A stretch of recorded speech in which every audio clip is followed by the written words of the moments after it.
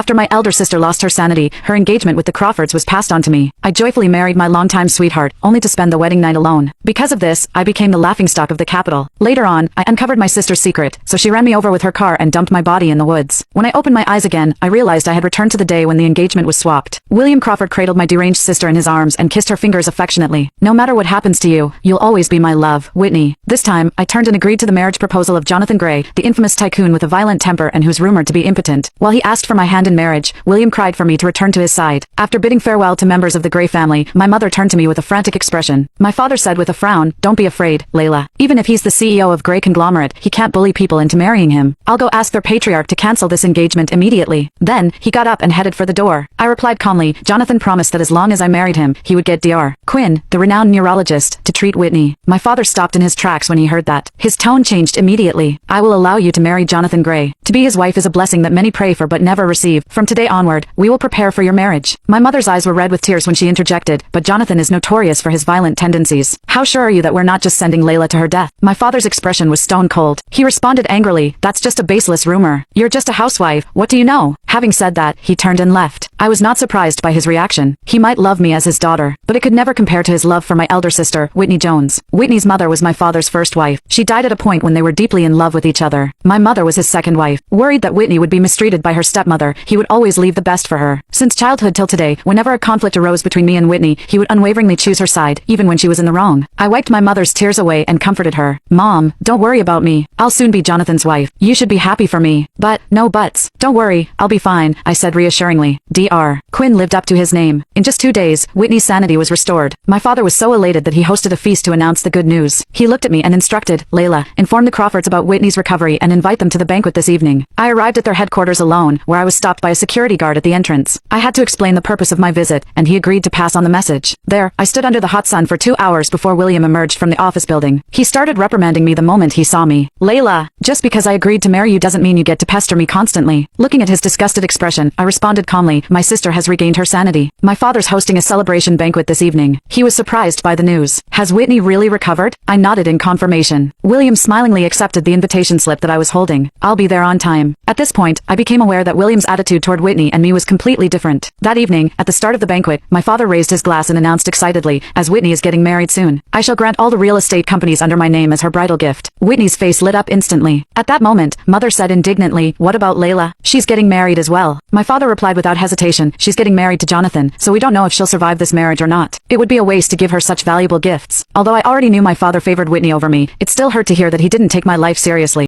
Click the link in my bio to get the full story for free.